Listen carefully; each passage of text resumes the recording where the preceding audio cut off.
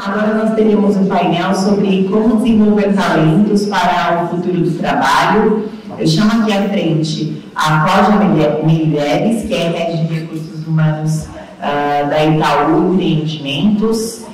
Chamo a Ana Costa, HR Director da Hershey's Company, e o João Guilherme Alves, que é diretor de RH da Vistas.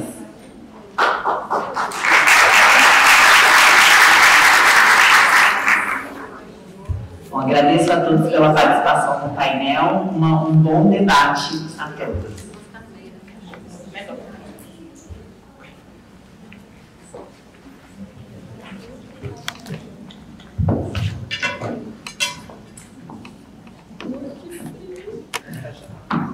Quem estava falando de frio, realmente está frio, né?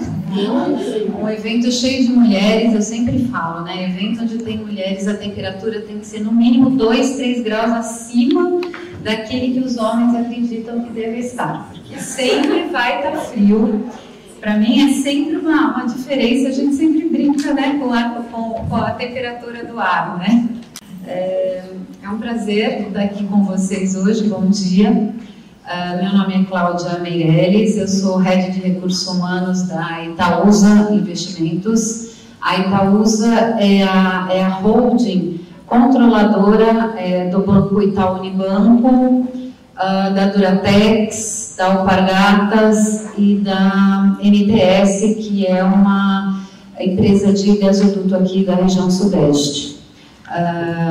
Eu estou na empresa há mais ou menos um ano, e venho desenvolvendo com a holding aí diversos trabalhos com melhoria de processos, transição aí de um modelo, porque a Itaúsa era muito ligada ao Itaú Unibanco, e na realidade ela não é uma empresa financeira, ela é uma empresa de investimentos para o segmento industrial. Então é uma transição aí, uma mudança que a gente vem fazendo, inclusive de perfil de profissionais. Então a minha vinda foi com esse objetivo, e foi até interessante porque era um segmento que eu nunca tinha atuado até então também aprendendo muito sobre esse assunto que a gente está falando aqui agora, né? Então acredito que a gente vai poder compartilhar muito com vocês, e a Ana Costa, diretora da Regis, o João Guilherme da Vestas, né? A Vestas é uma empresa de energia, né? Eu acho que também tem muito para compartilhar das experiências das empresas deles, né? Então, como vocês podem ver, são 3 segmentos diferentes. Vocês também vão poder fazer as perguntas que vocês quiserem, compartilhar também as experiências. Nós gostaríamos que fosse assim, a forma mais interativa possível. Que nós pudéssemos conversar, né? Que fosse mais uma conversa do que fosse aqui nós 3 conversando entre nós 3, mas sim uma conversa entre todos nós, para que a gente possa falar, porque ainda não tem muita receita certa, né? Eu acho que está todo mundo nas empresas e cada um nos seus segmentos, pensando um pouco o que a gente faz para preparar esses talentos para o futuro. Quando nós estávamos nos preparando, né, e pensando até que tipo de perguntas, o que a gente pode levar para esse painel, várias coisas aparecem, né? Novo perfil, novas competências, formas de treinamento, o quanto a inteligência artificial pode nos ajudar ou não nesse momento. Então, eu imagino que deva ser o mesmo nível de discussão que vocês estejam tendo nas empresas de vocês. Então, seria importante que a gente pudesse aqui todos conversar um pouquinho a respeito, porque isso facilita bastante, aí todo mundo acaba aprendendo juntos, né? Acho que esse é o grande ponto. Se a gente vai pensar um pouquinho em termos de competências para essas pessoas e para os nossos talentos, uma das coisas que mais nós temos visto, e vocês devem estar percebendo isso nos processos, é que aquelas habilidades técnicas que antes eram tão importantes, não que elas não continuem importantes, né? A gente tem visto aí discussões de empresas que nem olham mais se a pessoa tem graduação, não tem graduação, e sim qual é o conhecimento técnico de fato que a pessoa tem e que pode contribuir para esse futuro. Mas o que pelo menos pelos grupos de recursos humanos que eu participo, que eu tenho ouvido conversas de futuro e sobre as preocupações de liderança, o mais importante são os soft skills. Então, assim, como preparar as pessoas também nesse sentido. E as emoções, controle de emoções, controle de estresse. Quantas das empresas a gente já não tem percebido afastamentos maiores por situações de depressão, que antigamente isso não era tão visível, ou talvez era mascarado por outras doenças que a gente também não tinha tanto conhecimento assim, mas que cada vez mais estão presentes. A parte mais colaborativa, então uma parte mais de uma liderança mais colaborativa e participativa, esses modelos hierárquicos talvez muito engessados, como sobreviver, né, ao futuro. A gente percebe também que até por essa mudança no perfil e no perfil das pessoas que estão chegando nas organizações, talvez não sobrevivam. Então, acredito que todo mundo esteja passando aí por discussões e por reflexões dessa forma. Então, um pouco disso que a gente gostaria de conversar com vocês e abrir um pouquinho aqui o debate. Como que nós vamos fazer isso? Eu vou pedir para que a Ana se apresente um pouco, que ela conte um pouco da experiência dela na Hershey's, como ela começou. Depois o João Guilherme também vai falar um pouco como é a experiência dele na Vestas. Aí eu abro uma pergunta para cada um e cada pergunta que eu abrir para eles, a gente vai abrir para vocês também, para que vocês possam participar. E aí a gente vai seguindo. E aí, assim, é óbvio que eu tenho um roteiro de perguntas aqui, mas que outras perguntas vão surgindo. Então a ideia não é ficar com nada muito preparado, mas que a gente possa ir refletindo juntos, ok? Então, Ana, eu queria que primeiro você falasse só um pouquinho da tua experiência, com que você trabalha hoje e tudo mais. Depois o João fala e depois eu abro para as perguntas nossas. Bom, eu sou Ana, psicóloga, trabalho na Hershey há 4 anos. Eu tenho já 2 atividades, além de ser executiva da Hershey, eu também tenho uma consultoria, né? Eu acho que uma das coisas que a gente precisa pensar em termos de mudança, né, na relação trabalho é isso, né? Será que a gente tem que ficar num local só? Será que a gente tem que ter só uma atividade? E isso é uma coisa acordada com a Hershey, eles sabem que eu tenho uma consultoria e eu mantenho as 2. Claro que hoje, dependendo da demanda, mas hoje, por exemplo, eu dou muito mais atenção à Hershey, que acaba também sendo uma empresa de energia, né? Porque o chocolate dá muita energia, isso sem dúvida, né? Eu sou uma das diversidades da Hershey, porque tenho 57 anos, sou avó, né? Então, no mundo executivo, eu falo sempre para o Marcelo que eu sou uma das diversidades dele. Não é uma coisa muito comum, né? Isso já aconteceu, infelizmente, estou torcendo para que aconteça mais, né? Mas, assim, eu sempre gosto de falar porque eu acho importante que a gente comece a pensar como é que... Uma das coisas do futuro é que a gente vai ter pessoas mais velhas, com uma experiência e com muita energia, né? Então, como é que a gente vai abrir espaço para essas pessoas, né? Então, é isso. João. Bom dia, pessoal, tudo bem? Eu sou o João Guilherme, trabalho na empresa Vestas, que é uma multinacional dinamarquesa que atua na área de energia eólica, presente em 80 países, aqui na América do Sul, no Brasil, Argentina, Uruguai, Chile e Peru.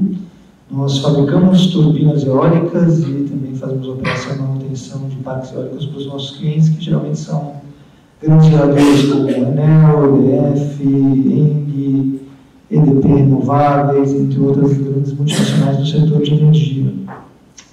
Estou na Vestas há 2 anos e um pouquinho, liderando a área de pessoas aqui nessa nossa região e vivenciando também alguns desses dilemas aqui que a Cláudia e a Ana já colocaram. Imagino que tenha bastante coisa aqui interessante para a gente conversar e concordo também plenamente que algumas coisas que funcionaram bem no mundo de negócios até 2010, 2015, talvez não sejam as que vão funcionar melhor de 2020 até 2030, porque já é difícil prever 5 anos para frente, imagina 20 e 50. Então, mais complicado ainda mais. Então, a ideia hoje é conversar um pouquinho sobre isso e jogar alguns insights, e como a Cláudia falou bem, para que não seja só um triálogo, né? Que possa ser uma conversa com todo mundo aqui, pondo ideias e trocando opiniões. Ok. Então, para a gente começar, eu queria perguntar para a Ana um pouco, seja da sua experiência da Regi, sua experiência de consultora que você tem visto aí pelo mercado, o que você tem percebido de principais mudanças nos processos de desenvolvimento desses talentos e na busca da formação desses talentos nessa preparação para o futuro? O que você tem olhado por aí? Bom, a primeira coisa é que eu acho que as pessoas hoje elas estão muito mais em dúvida do que antes, né? E isso eu acho fantástico. Então, eu vejo hoje, vou te dar o exemplo da Roche. Recentemente a gente teve uma vaga em recursos humanos e a gerente de produto de marketing se candidatou à vaga. E ela hoje está como VP, né? E ela era uma das pessoas que, dentro dos talentos da Roche, estava em dúvida do que fazer na carreira. A gente tem um gerente de tesouraria que está assumindo o e-commerce, né, que também fazia parte desse nosso pool de talentos. Então, quando eu olho esse grupo de talentos que são os profissionais do nosso futuro, a primeira coisa que eu vejo é dúvida em relação à própria carreira. Eu já tomei uma decisão para onde chegar e hoje eu tenho tantas outras oportunidades que quer, né, se lançar em uma outra. Então, essa é uma das coisas que a gente faz na Roger, a gente estimula isso, né? De que maneira? Trazendo pessoas que falem a respeito do que acontece no mercado. Então, a gente tem lá, é uma empresa americana, então as coisas são em inglês, tem o Insight Academy, e que traz, por exemplo, a gente teve o presidente da Amazon, a gente teve a Paula da Microsoft, a gente leva pessoas para falar e também para que essas pessoas promovam essa reflexão, né? E damos oportunidades, esse é o segundo ponto. A gente dá oportunidade para que as pessoas se candidatem às vagas com o mesmo que seja fora da área.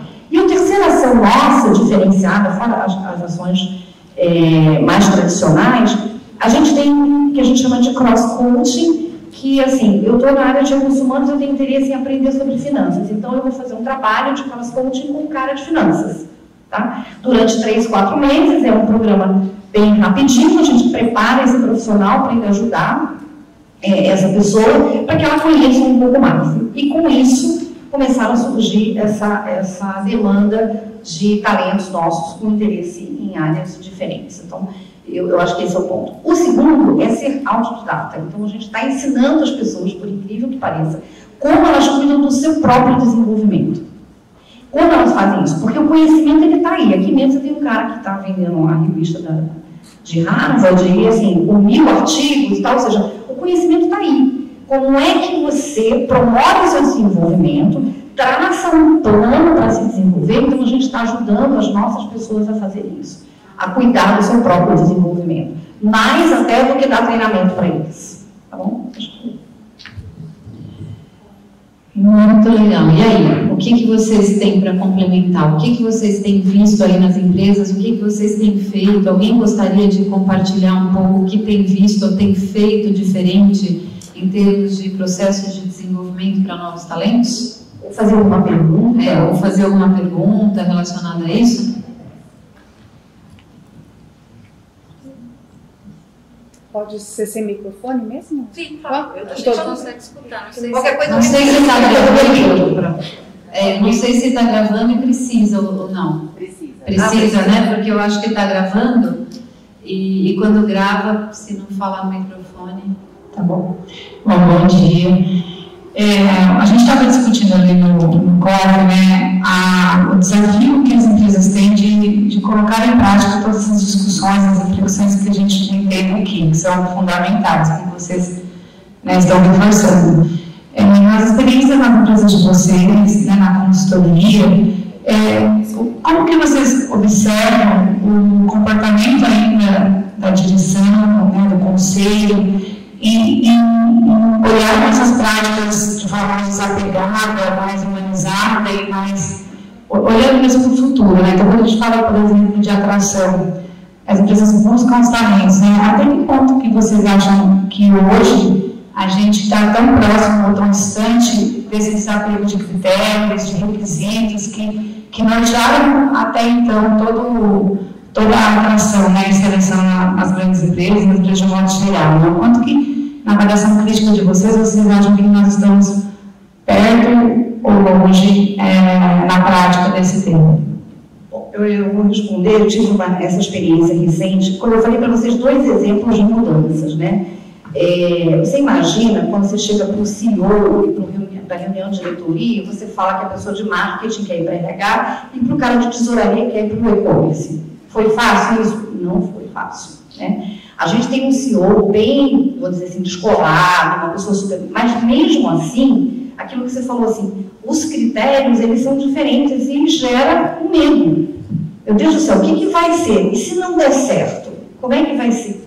Será que, porque essas mudanças, elas estão baseadas somente naquilo que a Cláudia falou, no soft skill. E por mais que a gente diga que isso aqui é o fundamental, na prática, a gente toma as decisões muito mais no currículo, nas competências, aquilo que é mais tangível. Então, quando você faz 2 movimentações dessa natureza, é complicado. Então, o primeiro trabalho que eu fiz na Rush foi com esse grupo, tá? Foi com esse grupo. E eu vou dizer uma coisa, não foi fácil.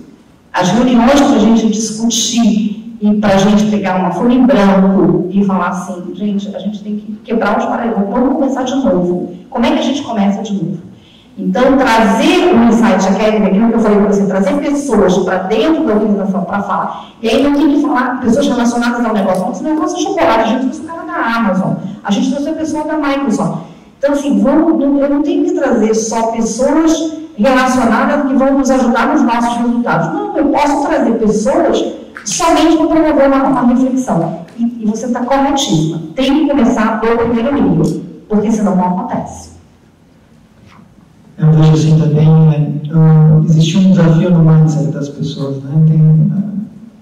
Por mais que esteja bem divulgar essa necessidade de a gente apostar no potencial, porque o talento, ele não é um talento de uma área específica, ele é um ativo da organização, por assim dizer. Então, uma hora que a pessoa deixa de estar motivada em determinada área específica, ela quer enfrentar ou buscar novos áreas, ou ela vai para outra organização, fazer isso em outra organização, ou a gente abre espaço dentro da organização nossa e cria oportunidade para que a pessoa que tem um potencial encontre esse caminho. Quem tem potencial, não estamos falando de rocket science, né? Aprender tesouraria, a gente pode dar um curso técnico para ela, como você falou, se fosse o caso, mas era a pessoa da tesouraria que movimentou para outra área, ou a pessoa de marketing que movimentou para RH. Se ela não tem as competências, ela não pode aprender as técnicas, mas se ela tem o drive, a motivação, se ela tem o desejo de fazer acontecer e tudo isso, é mais fácil das coisas andarem e a coisa acontecer. Mas acho que o desafio está nessa mudança de mindset. Então, acho que um dos nossos papéis como recursos humanos, como a Cláudia estava dizendo, é influenciar a alta liderança nesse sentido e, evidentemente, não é fácil. A gente encontra resistências e vai continuar encontrando, mas o meu sentimento é de que, pouco a pouco, as coisas vêm mudando um pouco mais, não só com novas gerações que estão entrando, mas com novas provocações que têm acontecido com outras, qualquer geração, e as pessoas têm ficado mais sensíveis a isso. Imaginando que a gente vai ver um ciclo de crescimento no Brasil, possivelmente, hoje a gente não fala de falta de pessoas de talento, mas daqui a um ano pode ser que a gente já comece a falar de novo, porque vai começar a acontecer aquela pressão para trazer boas pessoas, enfim. Adotar esse tipo de postura eu acho que vai ser essencial. Um ponto você perguntou até de conselhos, e eu trabalho muito próximo de conselhos, né? Minha empresa é uma empresa de capital aberto o tempo todo. Eu tenho o conselho de administração da Itaúsa, eu tenho o conselho da Duratex, tenho o conselho da Alpargatas. Então eu estou muito próxima desses conselheiros, dos presidentes desses conselhos. E o que eu percebo? É óbvio que os critérios continuam os mesmos. Na hora que você vai buscar alguém no mercado, o perfil vem sempre daquela forma, né? A gente quer a faculdade assim, a gente quer a pessoa técnica assim, a gente quer... Quando você começa a perguntar dos soft skills, até dá um branco na pessoa, né? A pessoa para e fala, isso você vê, né? Você não é psicóloga, isso você olha lá na hora e você vai saber se a pessoa tem o perfil que a gente precisa ou não. Agora, o que eu percebo é que na hora que eu levo depois as pessoas, eles querem saber muito mais isso do que se realmente a pessoa tem ou não aquela faculdade. Às vezes eles até esquecem dessas habilidades que eles foram tão rígidos no início para o processo inicial.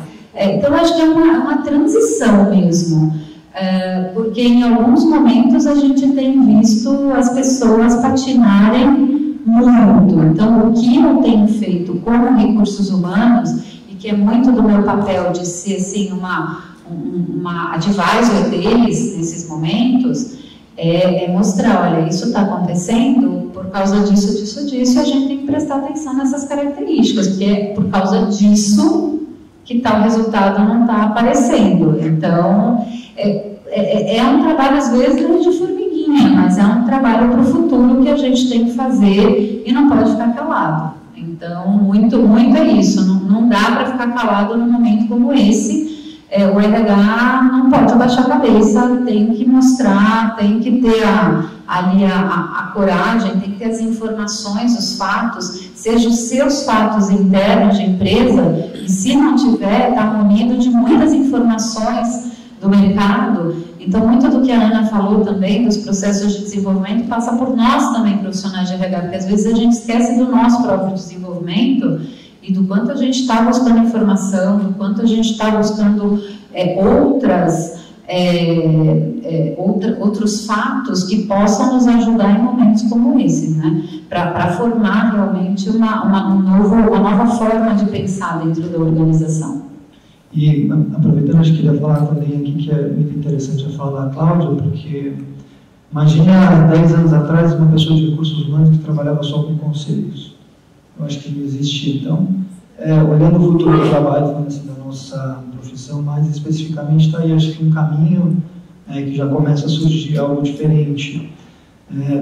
E, infelizmente, a gente está sem a Juliana do Patra aqui, que estaria com a gente hoje também, teve um problema de saúde ontem e não conseguiu estar aqui, mas que talvez tivesse experiências na mesma linha para compartilhar. Então, são coisas que começam a surgir, influenciar organizações nesse sentido. Eu vejo um trabalho muito interessante, que é o trabalho eu estou aqui, 2 pessoas diferentes ganharam um prêmio Nobel nessa área de economia comportamental, Daniel Kahneman, que é vivo, mas ganharia o prêmio Nobel junto com o Amos Tversky, se estivesse vivo, né? Tem um livro publicado muito interessante, que é o Thinking Fast and Slow.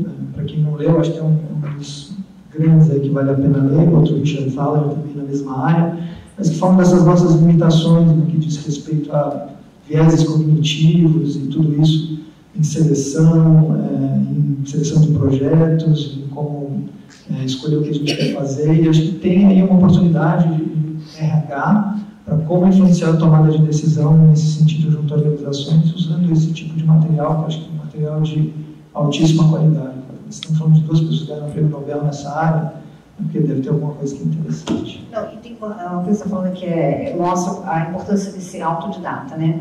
A gente também precisa buscar o conhecimento em outras áreas, né? De que maneira que a gente melhora o nosso repertório.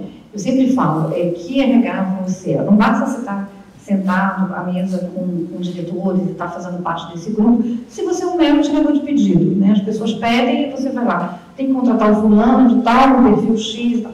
Se você é um tirador de pedido, você vai fazer exatamente aquilo. Agora, a gente precisa, né, porque você fala muito, o RH focado no negócio, não aguenta resolver isso. Acho que não é isso. Você tem que ser uma pessoa que influencia, né? Influencia de acordo com as tendências, o quanto essas tendências estão alinhadas ou não com a tua empresa, né? O quanto você pode promover momentos para as pessoas pensarem de forma diferente. Então, você tem que causar algum incômodo, algum desconforto. Eu acho que é isso que é importante. Para você conseguir fazer isso, você tem que ter credibilidade. E a credibilidade vem de você ter uma boa fundamentação conceitual, não só de experiência, né? Você saber o que você está falando, você ter exemplos apropriados, ou seja, você tem que se munir, né, de conhecimento, de competências para poder desafiar o outro. Acho que essa preparação ela é muito importante. Você tinha uma pergunta. Eu venho da indústria automobilística e as pessoas ficam há 20, 30, 40 anos, né? E agora a gente já observa um movimento muito diferente disso, trazendo novos talentos, mas a gente, como trabalhar os que estão atualmente na empresa, para que eles entendam ou trabalhem a segunda carreira, a terceira carreira, porque chega 50 anos, a 60 anos com muita energia ainda, né? Então eu queria ouvir um pouquinho de vocês, se isso é também uma realidade dentro da empresa onde vocês trabalham e como vocês têm lidado com esse assunto. Bom, apesar de eu ser a mais velha, a minha organização é muito jovem, não tenho essa questão. O que eu tenho é que esse grupo jovem, como eu falei no início, ele está muito inquieto, está questionando a própria carreira, apesar de estar bem jovem. Por isso essas movimentações laterais que eu comentei, né? Mas hoje é uma empresa, a média de idade está entre 25 e 30 anos, é uma empresa super jovem, então a gente não tem essa questão, exceto nesse âmbito aí dos mais jovens. A minha organização também é jovem e na minha organização especificamente ainda não vivo essa pressão tanto da organização, tem um grande volume de pessoas em áreas técnicas.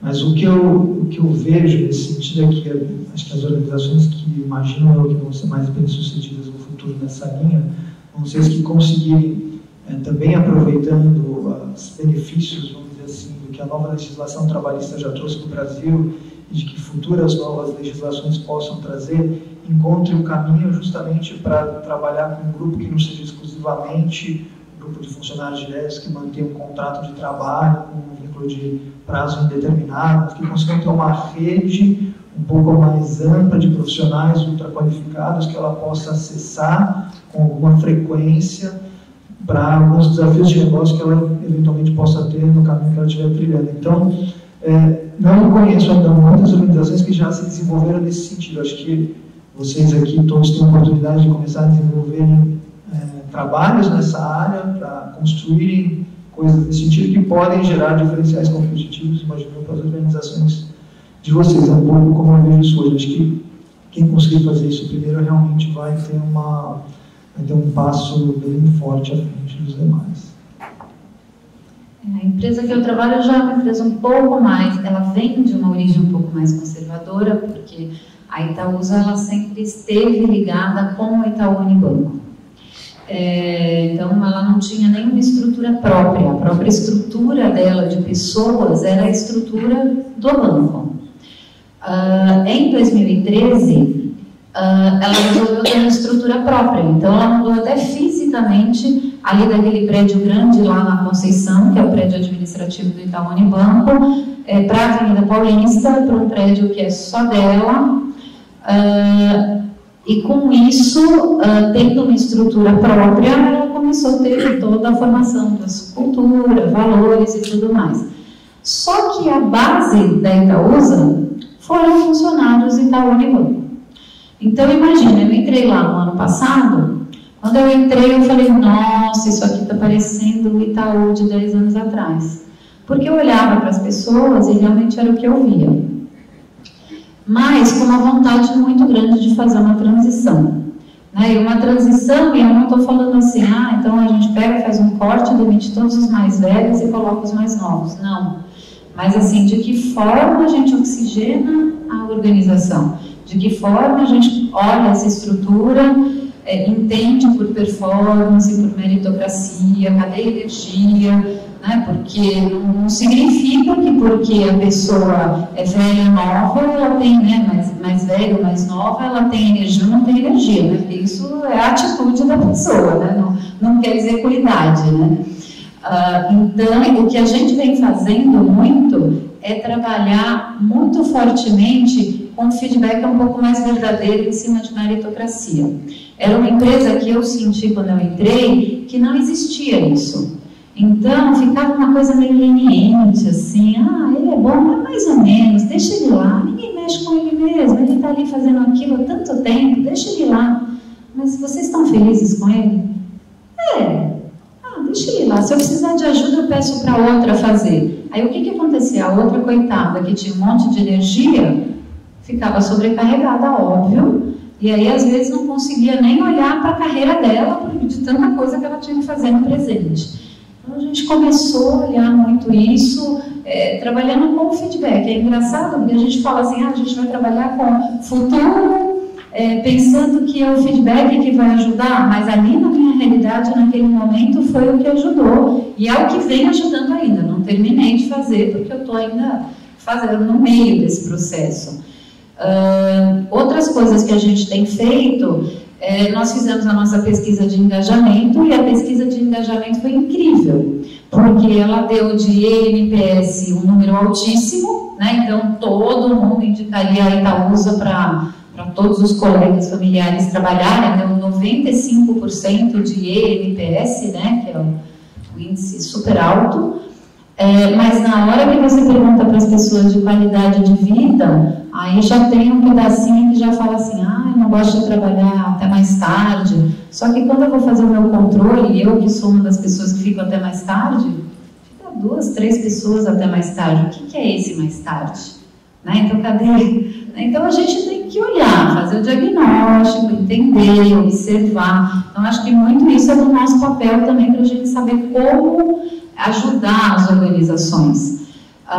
E outra coisa que eu tenho feito lá também é trabalhando com algumas empresas que também têm especialidade nessa faixa. Né? Então, quando você fala assim, como trabalhar com quem tem mais de 50 anos, como fazer isso? Então, eu converso muito, eu não sei se vocês conhecem o Morris, da Mature Jobs. Ele é um cara que tem uma cabeça incrível, não só para Mature Jobs, não só para ver lá o site dele, que é muito legal também de busca de empregos para maturidade, mas conversar com o Morris. O Morris é uma pessoa que pensa maturidade de uma forma diferente.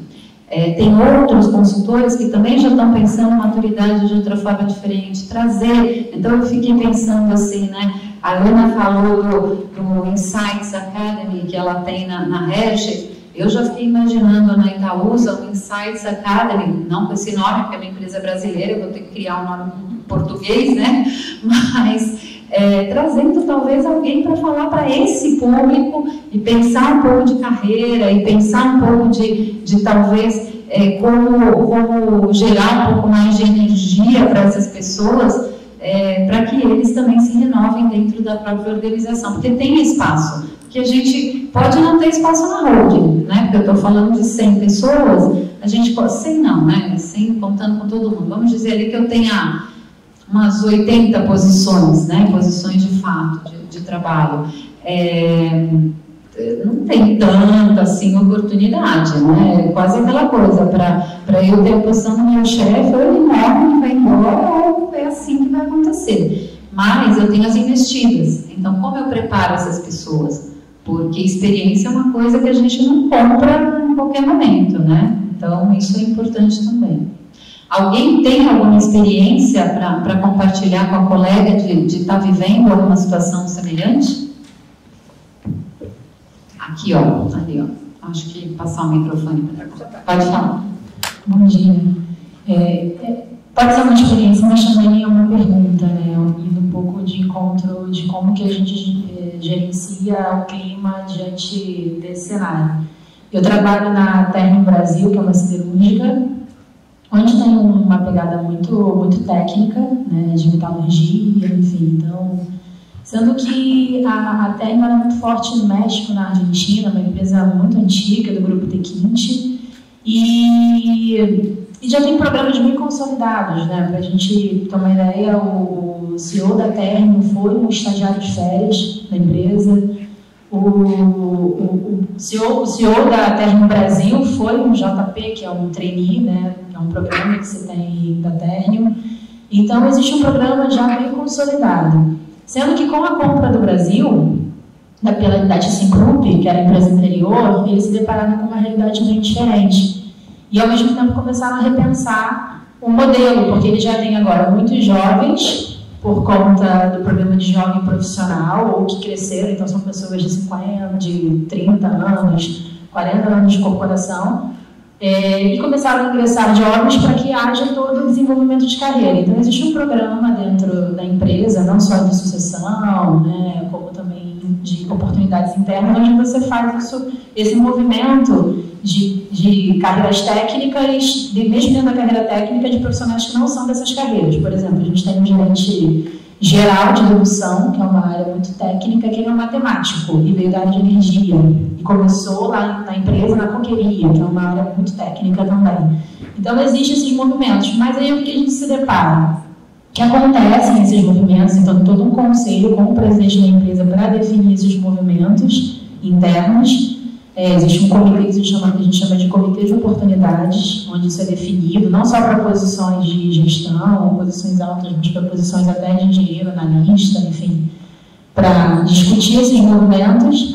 Mas a gente percebe um pouco da questão do clima, que aí seria um ponto para dividir, das equipes, porque como é uma empresa muito técnica, e como a gente tem esse viés ainda muito técnico, nem sempre essas pessoas são bem recebidas, apesar de terem sido vistas com capacidade, com potencial para desempenhar as funções que são oferecidas, né? Então, recentemente, a mais nova que eu me recordo, nós presenteamos um assessor, que ele veio de uma empresa concorrente, que era a Gerdau, durante muitos anos, ele tem uma carreira super técnica, e ele vai ser responsável pela Universidade Corporativa Global. Né, e ele vai ter que assumir uma área super técnica, onde abaixo dele tem uma pessoa que é doutoranda, né, da área de educação e tal, e ele sabe de novos negócios, sabe de manutenção, sabe de uma outra coisa. E aí o que a gente se depara é a equipe, o clima interno, né, porque olha para aquela pessoa e vê, poxa, ele não tem competência técnica para me gerenciar, apesar de todo mundo acreditar na capacidade de aprender, de ser autodidata, de buscar, né, e tudo mais.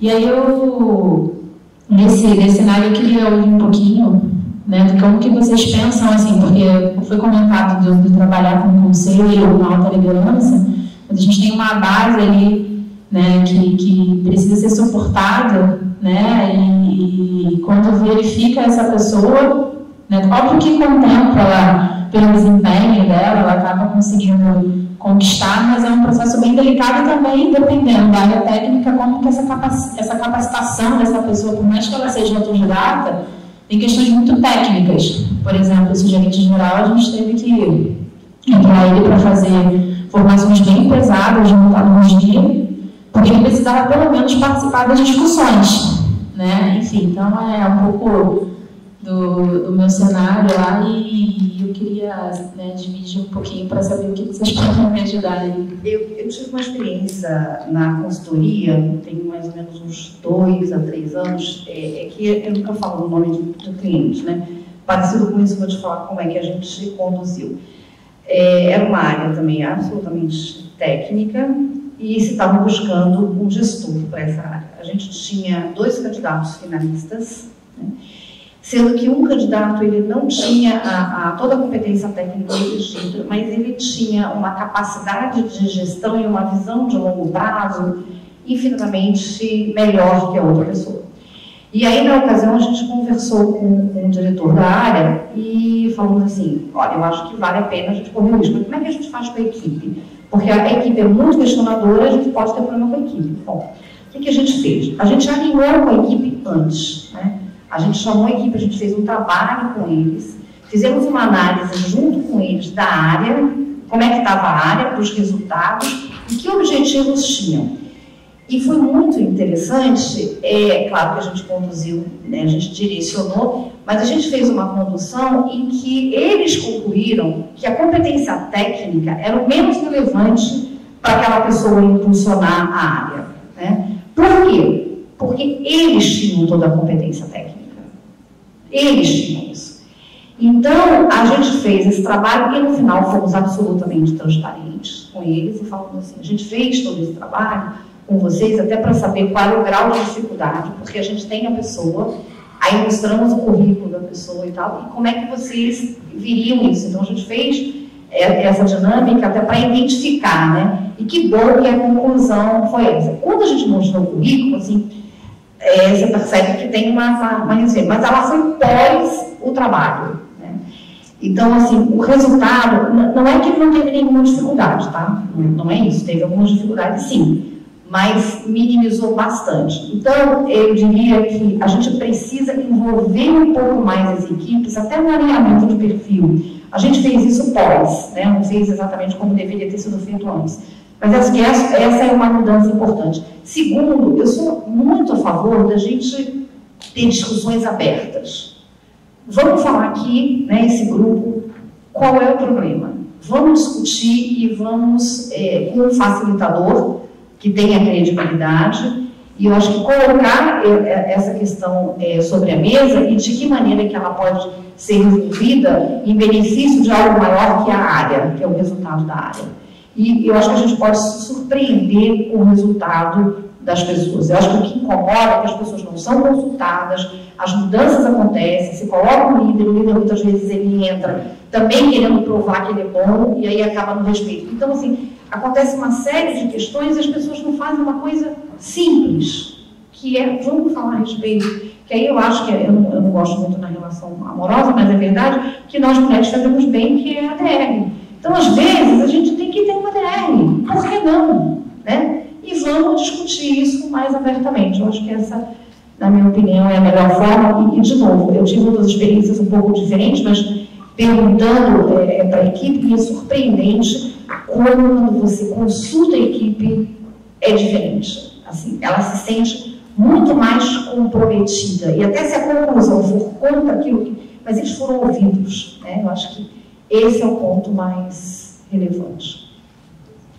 Eu concordo plenamente com o que a Ana já trouxe. Imagino que é um pouco uma mudança de paradigma, né? Porque o paradigma anterior era o paradigma do controle, então quem está mais acima tem mais informação, que é uma coisa mais militar, então precisa se tomar decisão. E quando a gente fala hoje, eu já vi outras apresentações, como a da Natura, de empowerment, autonomia, então se a gente está falando que são equipes autônomas, que têm condição de tocar os assuntos, então elas também devem ter opinião e têm que ser ouvidas, né? Então acho que esse é um ótimo exemplo.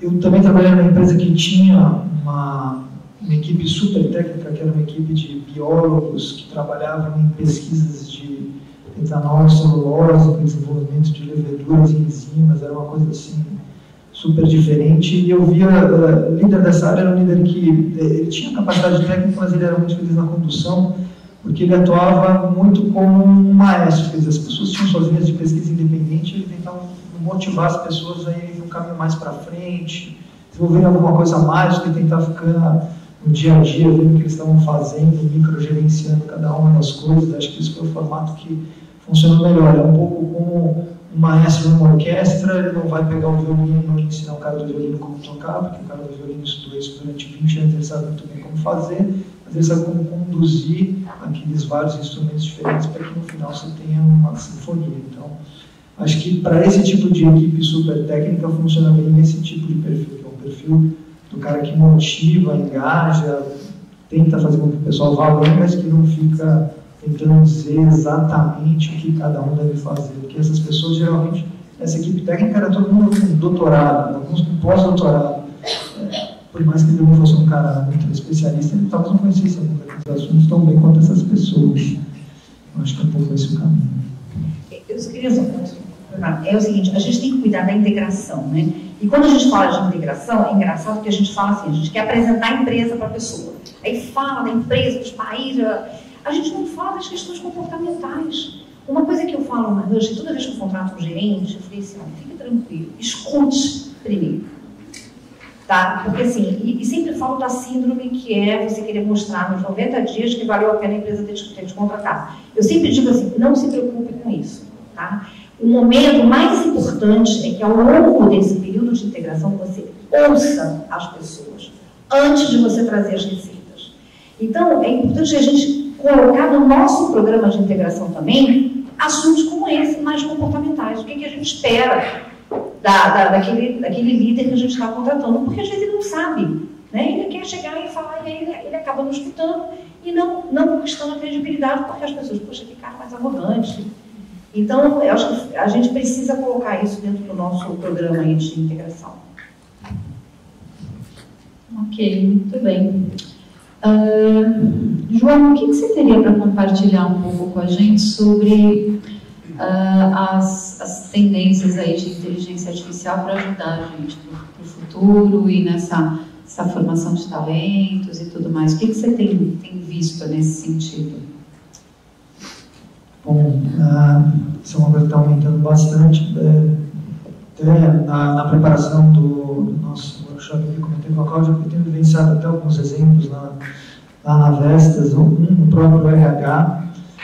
Hoje, para fazer conciliação de folha de alguns países menores que a gente tem fora do Brasil, a gente já tem um robô que faz conciliação de folha e adianta bastante uma parte do trabalho que antes era feito de forma manual. Então essa já é uma coisa que surgiu e já começa a trazer uma mudança no perfil de algumas das pessoas que trabalham no RH. Tenho visto também, ainda dentro da Vestas, no que diz respeito a negócio, a gente adquiriu uma companhia chamada Utopus, que é uma empresa de Big Data e inteligência artificial, que capta dados de meteorologia, dados de performance de máquina. Infelizmente, a nossa turbina é uma das que mais tem sensores no mercado, então ela mede tudo, temperatura, performance, e com isso a gente consegue predizer de uma forma muito mais precisa com que frequência que um determinado componente da turbina pode vir a apresentar uma falha, e com isso a gente consegue ser muito mais assertivo na manutenção e manter a nossa máquina funcionando, que manter a máquina funcionando significa gerar energia significa resultado no final, no bottom line.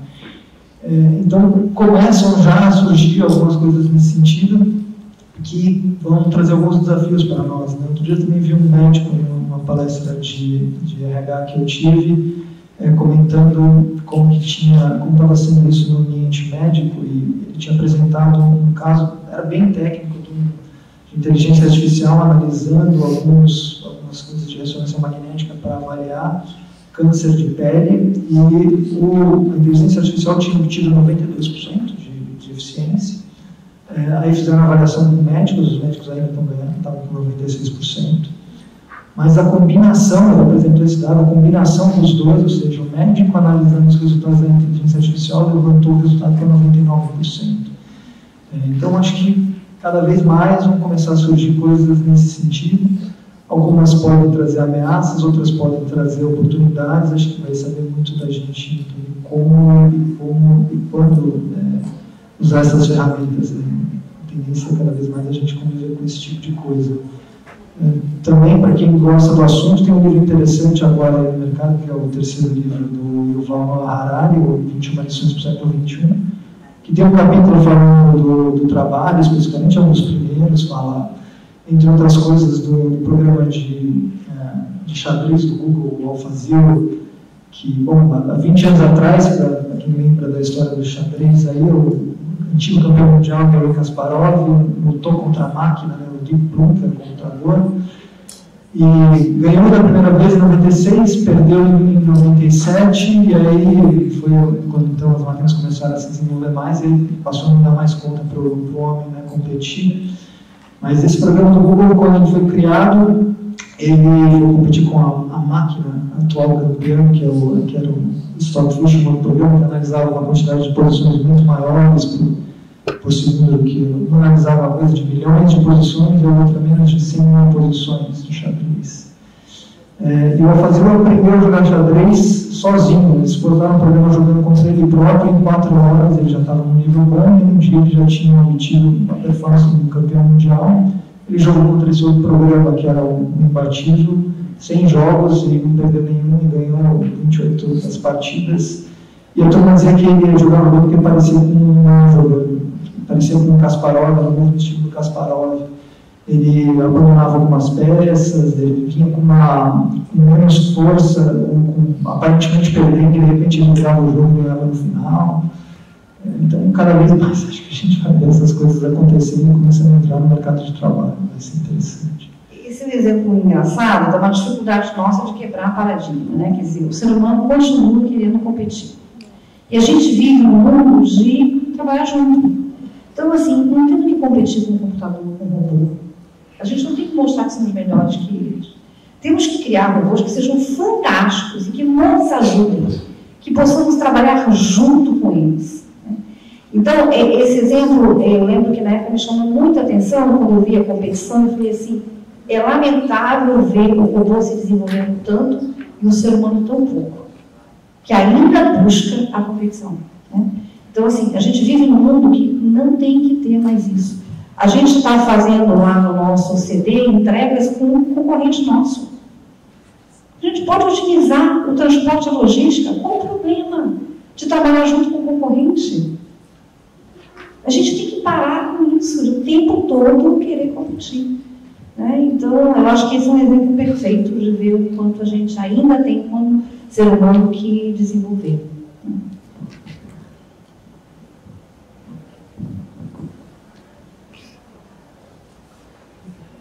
Bom dia. Acho que essa questão da inteligência artificial está sempre despertando muita angústia, mas tem muita possibilidade.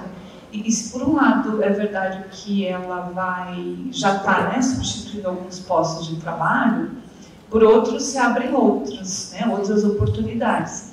E aí a gente vai precisar de competências diferentes daquelas que nos trouxeram até aqui. Você falou de colaboração, que eu acho que é uma competência super crítica para esse momento. E eu queria ouvir de vocês quais vocês consideram as competências críticas para navegar nesse cenário aí de muita revolução de tecnologia, na qual o nosso componente humano continua sendo, né, o nosso diferencial, tem que ser cada vez mais, né?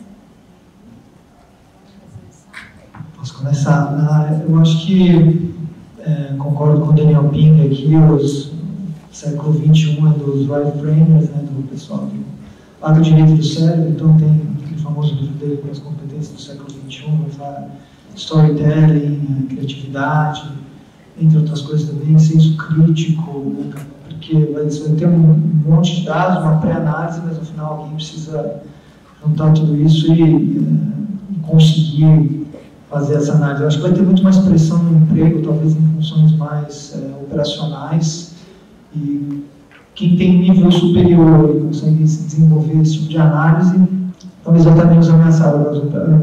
Os trabalhos, acho, mais de campo, mais operacionais, alguns podem estar mais ameaçados. No nosso exemplo lá, por exemplo, até algumas funções de engenharia, às vezes, mais do que outras funções operacionais, porque às vezes para mandar alguém na máquina, subir para ver o que aconteceu e fazer uma ação, ainda não dá para mandar um drone ou um robô para fazer isso, mas não duvido que pode ser que um dia essa coisa se desenvolva nesse sentido, né? Redes de energia, olha, começarem a enterrar a rede aqui em São Paulo. O que é melhor do ponto de vista de segurança, né? Submeter uma pessoa, entrar lá e tudo risco, ou você ter alguma coisa mais automatizada, né? E deixar as pessoas para atuarem em outros tipos de coisas. Então a gente também tem que levar esses aspectos em consideração. Mas para mim, definitivamente, tudo que está ligado à criatividade, vale a pena seguir para mim o exemplo lá do Daniel Pink, com o livro dele, os 4 ou 5 competências que ele citava, como talvez um guia básico. Bom, eu diria assim, primeiro, curiosidade. Eu acho que a gente tem que estar curiosa. A gente fala muito do líder inspirador, né? Hoje, nós precisamos despertar a capacidade de nos inspirar, né? Como é que a gente pode desenvolver mais isso? Porque o líder inspirador parou, é a sensação que eu tenho, né? O cara chegou no topo, tá, mas a capacidade de você se inspirar é fantástica, né? Eu acho que essa é uma curiosidade. Segunda, a coragem, né? E aí, eu não sei se eu posso dizer que isso é competência ou não, se eu falar isso com o Joel Dutra, ele me mata, dizendo que eu estudei lá com ele, que não é competência, mas coragem, eu gosto de falar, falta coragem. Coragem para assumir que não sabe, que você tem que aprender, coragem para correr alguns riscos, né? Coragem para se expor. Então, acho que coragem é uma das coisas que, na minha opinião, é importante, né? Lá na Range agora a gente chama de testing learning, de termos de negócio, que é quando a gente pega uma ideia, desenvolve, tem um investimento financeiro, com o objetivo de aprender. Então, a organização está criando uma linha de investimento para você correr alguns riscos, né? Mas cá para nós, correr alguns riscos dentro de uma organização, com o executivo dando seu salário todo mês, é fácil, né? Agora, vamos correr alguns outros riscos, né? Será que a gente tem a coragem para isso? Então, assim, mas é só para dizer que até as empresas estão fazendo isso. Então, a gente precisa correr alguns riscos como pessoa, né? Eu acho que o segundo ponto é a coragem. O terceiro é aquilo que a gente já falou, que é o trabalhar junto. Então, não tem essa de que é concorrente ou não é concorrente. vamos trabalhar junto, porque eu acho que isso faz muita, muita diferença. Né? A gente seremos sempre melhores, maiores, se a gente conseguir trabalhar junto. Então, para mim, fora as demais, que eu acho que já são bem conhecidas, essas três são as que eu acho mais... sim, tem uma quarta que eu falei no início, que é a capacidade de autodesenvolvimento, mais ampla, né? De você estar sempre melhorando os seus repertórios. Tem que estudar, não tem jeito, tá? Tem que estudar. Eu queria complementar que também, com essas, eu acho assim, o controle emocional, que eu falei logo no início, eu acho que essa é uma característica extremamente importante, uma competência extremamente importante que a gente esquece muitas vezes e que faz diferença no dia a dia. De como lidar com tudo aquilo que acontece no nosso ambiente e que impacta diretamente no nosso colaborador e em todos os resultados e na produtividade e no ambiente de trabalho. Então, isso é muito importante. Porque se a gente não olhar para isso também, a organização fica doente com a gente. Então, essa parte é muito importante. O que a gente tem visto, pessoas com uma habilidade técnica marcante, mas um controle emocional inexistente. Então, isso faz uma diferença muito grande. Aí a gente tem que ir lá, né, apagar os incêndios e tudo mais. Isso é muito importante. E outra coisa que é a parte de relacionamento interpessoal e persuasão. Se nós, e a persuasão entra por influência e tudo mais, mas nós temos que as pessoas nas organizações, elas têm que saber se relacionar umas com as outras. As pessoas acham que chegar, sentar na mesa de trabalho, abaixar a cabeça, ficar mexendo no computador, bom dia, vou almoçar, boa tarde, boa noite, que é suficiente. Não é suficiente nas organizações. As pessoas têm que aprender a conversar umas com as outras, têm que ter uma relação. Não é para ser amigo um dos outros, mas as pessoas têm que aprender a se relacionar umas com as outras no ambiente de trabalho e porque isso gera a influência dele no dia a dia. E aí todas as outras coisas, as outras que vão ser igualmente importantes. Então, assim, é interessante que se a gente parar a pensar, a gente não está falando aqui de nada técnico mesmo, né? E são coisas que a gente sabe, né? A gente está cansado de saber, mas que a gente vê que não acontece. E que parece que as pessoas não percebem a importância disso. Então, cada vez mais a gente tem que ajudar a organização a olhar com esse olhar. Bom dia, eu concordo plenamente com tudo que vocês falaram e a gente entende que é muito um trabalho de cultura, né? Da cultura na organização. E daí vem a minha pergunta, porque eu acredito muito na questão da coragem. Né? Mas qual é o ambiente propício para essa coragem? Quando a gente fala de as pessoas terem iniciativa, de ser mais ágil, de ter uma conectividade, de ser mais digital, a gente precisa que as pessoas elas também possam tem a liberdade de se expressar sem muita crítica. Como que vocês entendem ou tem alguma iniciativa na empresa de vocês nesse sentido? Tem. O ambiente ele tem que ser o mais propício e que receba bem erro, né? Eu acho que essa é a grande resposta. E como é que a gente faz isso? Não é fácil. E, de novo, acho que tem que ter um coach nosso enquanto recursos humanos grande. A gente tem que monitorar nossos gestores o tempo inteiro. Como eles lidam com os erros da equipe. Né? Eu acho que esse é o ponto importante. Segundo, os novos projetos, como que eles são desenvolvidos? Então, o que a gente fez na Rancher? Primeiro, trabalhando desde o CEO até os demais, assim, quando eu falo trabalhar, a gente é falar massivamente, assim, frequentemente, de que temos que acolher os erros. Né? Tem uma diferença entre erro e negligência, naturalmente, mas incentivando a todo momento que os gestores recebessem bem, entendessem e usassem de maneira construtiva os erros. Esse foi o primeiro. O segundo foram projetos multifuncionais, que a gente criou, onde a gente colocou grupos e esses grupos decidiram que projeto desenvolveria. Lembra que eu falei para vocês do presidente da Amazon, que começou com o Insight Academy? Então, nesse bate-papo, que foi só um bate-papo, algumas pessoas se interessaram pelo e-commerce. E aí houve um movimento e nós apoiamos esse movimento e demos todo o suporte para que eles montassem um grupo de e-commerce, né? E hoje, o e-commerce vai acontecer na empresa. Quer dizer, uma coisa absolutamente despretensiosa, e ao longo desse período, a gente teve vários problemas, tá? Vários problemas. E um deles eu tive particularmente, porque a gente contratou um executivo que estava no nosso pipeline de talento e perdemos ele para o Mercado Livre.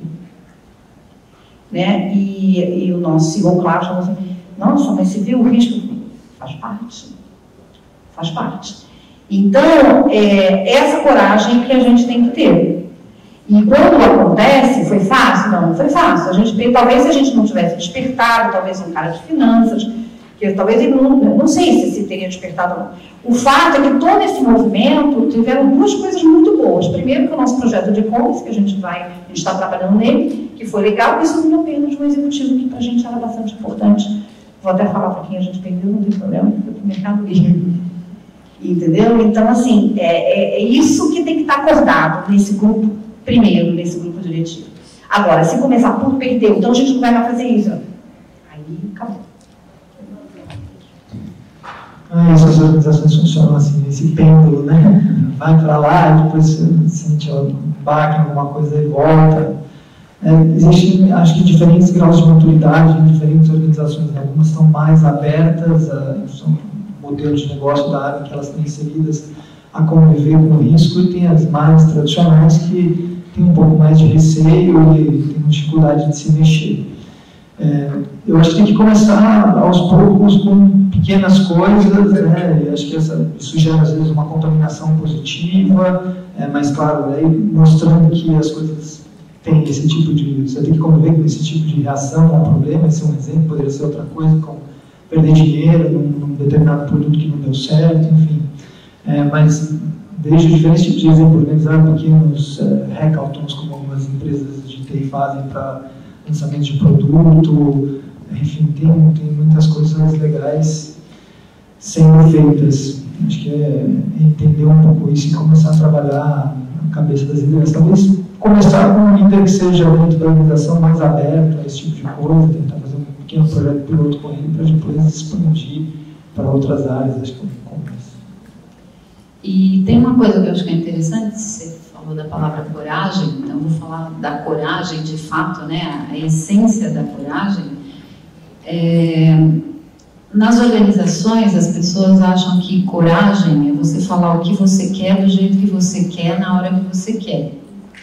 E as pessoas muitas vezes caem do cavalo por causa disso e não chegam onde querem chegar. Né? E aí a gente encontra um monte de problema e conflitos. Aí a gente encontra pessoas, mas eu já falei tanto em reunião esse tipo de coisa que agora eu nem falo mais, eu já me calei, eu não falo mais. Aí você vai perceber como a pessoa falava, óbvio, ela vomitava, né? Desculpa, mas assim, vocês sabem que tem pessoas em reuniões que elas falam e no final não falam nada e elas acham que estão tendo coragem, que estão falando que porque elas falam o que pensam do jeito que falam, tá bom. Não é isso, a gente também tem que aprender a ter coragem, né? O coragem é saber falar, como você vai falar, de que forma, como que você vai entrar com o assunto que você quer falar, é pertinente, é o momento, é a pessoa certa, está na tonalidade, está no... Tudo isso também é importante, além de tudo que foi falado do errar e do tudo mais, mas a essência da coragem e de muitos conflitos que a gente vê acontecendo está muito pautado nisso. Então, por isso que eu falo que o feedback tem ajudado um pouco as pessoas. Eu na Itaúsa forcei um pouco esse lado mais de ensinar as pessoas a como dar e receber o feedback, que parece uma coisa básica em recursos humanos, mas que ajudou um pouquinho as pessoas pensarem mais na hora de dar opinião também nas reuniões. das pessoas, opa, deixa eu organizar um pouco mais a minha ideia antes de eu falar porque imagina, você vai falar isso na frente de um presidente do conselho, meu presidente do conselho, para vocês terem uma ideia, ele é um homem de 73 anos, trabalha entre o grupo todo há 50, talvez mais do que 50 anos, foi sempre o homem de confiança das famílias, então ele só não tem o sobrenome das famílias, mas ele tem até mais o lado familiar do que as próprias famílias, né? Porque ele junta os dois sobrenomes nele só, quase. Então, assim, não é qualquer coisa que você vai falar para ele que ele vai aceitar. Então, você tem que ir bem preparado, você tem que falar você tem que falar direito com ele. Então, assim, as pessoas têm que pensar. Aí você tem o outro que é mais jovem. Então, como que você vai falar com esse cara? Aí você tem o outro que é da outra família, que tem um outro perfil. E aí, como que você faz? Então, tudo isso... Perfeita a colocação. É engraçado que quando as pessoas falam que elas acham que são corajosas, e tem mania de dizer o seguinte, não, eu falo a verdade. Eu falei, que verdade? De quem é essa verdade? Então, assim, perfeita a colocação, Cláudia, é isso mesmo. Não é falar o que você pensa, né? Não é isso. É a forma como você vai influenciar e que às vezes é você se calando, né? Você entendendo o contexto, né? Se preparando melhor do que um outro approach. E a mudança começa com a gente mesmo. Né? Então, a primeira coisa a fazer é dar o exemplo, né?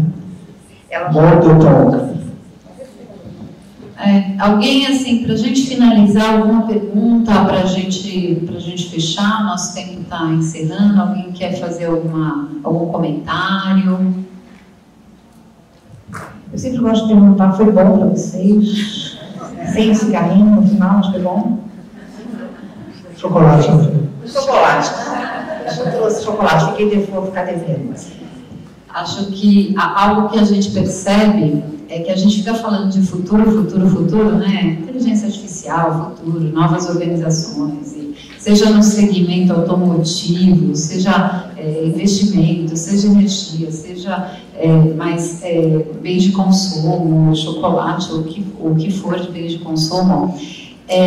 Às vezes a preocupação, ela está lá no futuro, mas a gente ainda tem coisas aqui na nossa base, na nossa essência, que se a gente cuidar bem, o futuro naturalmente vai acontecer. Então, muito do que a gente falou aqui passa por formação.